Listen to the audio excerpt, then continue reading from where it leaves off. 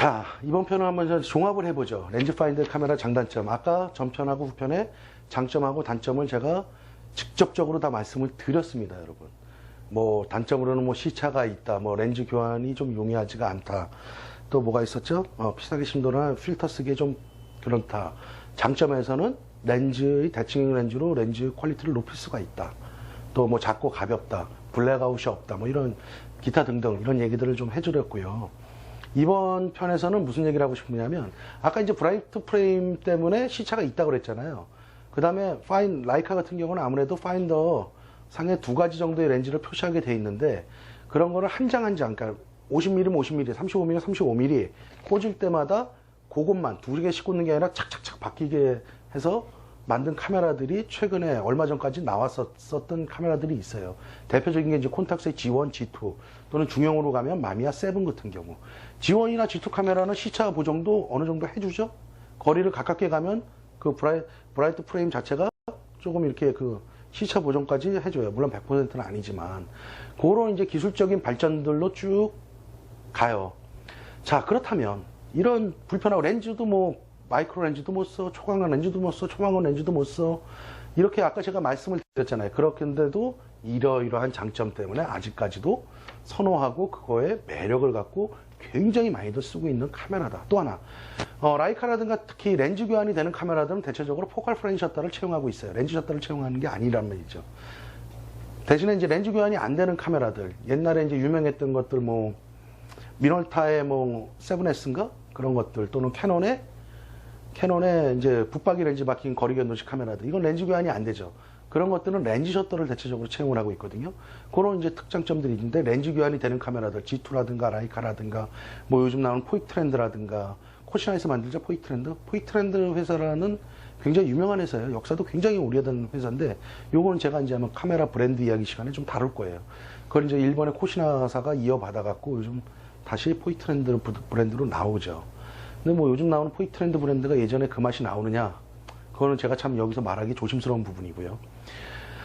그런 부분들, 또 생산이 되고 또 만들고 쓴다. 왜 쓸까? 제가 볼 때는 가장 큰 거는 아무래도 렌즈의 성능에 있다고 봐야 돼요.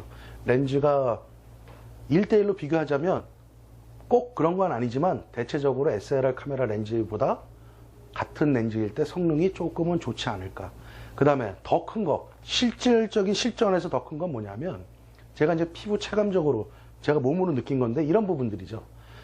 예를 들어서 우리가 SLR 카메라에다가 하얀색 렌즈나 이런 걸 두고 사람 어떤 피사체를 거리 스냅을 하거나 어떤 뭐 캔디드 포토를 한다라든가, 아니면 그냥 인물 사진들을 쓱쓱쓱 찍어 나갈 때 사람들이 사실 위압감을 가져요. 그런데 거리 연동식 카메라들은 작죠, 콤팩트하죠. 그 다음에 상대방이 볼 때, 피사체인 상대방이 볼 때는 어디선가 많이 봤던 카메라예요. 옛날부터 봤던 이런 골동품으로 인식을 해요. 그러니까 사람들이 웃어요. 대체적으로 웃고 편하게 대해줄 수가 있어요. 그랬을 때 찍을 때 굉장히 안정을 가질 수 있고, 우리가 찍을 때 거부감이 많이 나오지 않기 때문에 의외로 좋은 사진들을 찍을 수가 있다. 그런 부분들, 이런 부분들도 사실은 굉장히 어떻게 보면은 뭐라 그래야 돼, 하나의 선택하는 요소가 될 수도 있다는 얘기예요. 여러분들 한번 실험해 보세요. 시장 같은 데 가갖고 SLR 카메라에다 대퍼렌즈 꽂아서 한번 카메라 들여다보세요. 따고 귓방망이 안 맞으면 정말 다행입니다. 근데 반대로 뭐 라이카 카메라만이나 아니면 콤팩트 조그만 거 옛날 카메라 있죠, 그런 거리 견도식 카메라, 그거 갖고 한번 대보세요. 아줌마들이 대체적으로 별로 신경 안 쓰고요. 어떤 아줌마들은 웃어주기까지 할 거예요. 이런 부분들 굉장히 큰 요소들이거든요. 그런 모르시는 분들은 그 카메라들을 굉장히 옛날 거라고 생각을 해요. 그래서 마치 자기도 옛날에 그런 것들을 찍혔던 그런 느낌들로 굉장히 뭐랄까 친근하게 다가올 수 있다는 부분들이에요. 근데 무엇보다도 제가 볼 때는 거리 연동식 카메라다, 라이카를 쓴다, 또는 포이트렌드를 쓴다, 또는 콘탁스를 쓴다, 또는 코니카 헥서 쪽을 쓴다, 이런 것들을 쓸 때의 매력은 아무래도 렌즈예요. 렌즈의 그런 다양하게 쓰지 못하지만 쓸 수 있는 렌즈의 높은 퀄리티와 장점들, 그 다음에 또 하나 가볍고 미러 쇼크가 없고 또 콤팩트하게 갖고 다닐 수 있고, 그런 휴대의 편리성이라든가 쓸 때의 제약에서 좀 벗어난다 그런가, 편리함들, 이런 부분들이 렌즈 파인더들을 아직까지도 사람들이 잊지 못하고 또 메이커에서 만들어내고, 수요가 있으니까 만들겠죠. 그런 부분들이 되지 않을까 저는 그렇게 좀 정리를 하고 싶습니다. 여러분들 한번 여건이 되신다면, 제가 이제 항상 끝날 때 그러죠. 여건이 되신다면 하나 정도 사서 한번 써보시라고. 여러분들 이렇게 무슨 카메라든, 대형 카메라든 중형 카메라든 소형 카메라든 SLR 카메라든 또는 렌즈 파인더 카메라든 여건이 된다면 계속 한 번씩 써보는 거 있지 않습니까? 그런 부분 저는 절대 나쁘다고 보지 않습니다.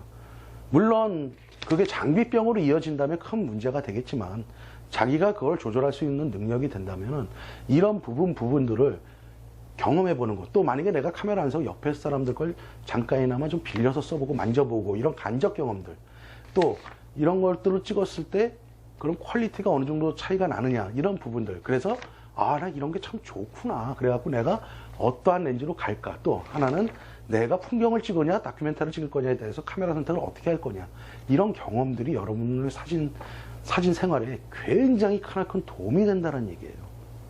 이거는 제가 거짓말을 안 합니다. 저는 이거는 제가 지금까지 그 수두룩하게 많은 카메라를 써보고 사고 팔기도 많이 하고 또 갖고 있기도 많이 갖고 있지만 거기에서 얻은 경험들을 제가 여러분한테 정말로 해드리는 얘기예요. 제가 그냥 교과서에 읽는 거를 쭉쭉쭉 읊어드린다고 생각하지 마세요. 제가 실전에서 얻은 경험들을 여러분들한테 말씀드린 겁니다. 자, 이런 부분들이 제가 뭐 교만하거나 잘나서가 아니라 이런 부분들이 우리 포토 153의 가장 큰 장점이지 않을까 생각합니다. 자, 여러분 렌즈 파인더 사고 싶어서 몸이 좀 근질근질해지시나요? 한번 사셔갖고 한번 거리 한번 나가보셔서 찍어보실까요? 과연 내가 이걸 찍으면 SLR 카메라 렌즈보다 훨씬 좋게 나올까? 그런 기대 좀 나지 않나요? 거기서 한 발자국 더 나가면 렌즈 파인더 카메라로 흑백 필름을 꽂아갖고 찍어갖고 흑백 프린트 할 때 그 그라데이션의 미묘한 느낌, 거기까지 여러분들이 가신다면 여러분들은 진정한 사진 매니아가 되실 수 있으리라 생각을 합니다. 오늘 여기까지입니다, 여러분. 고맙습니다.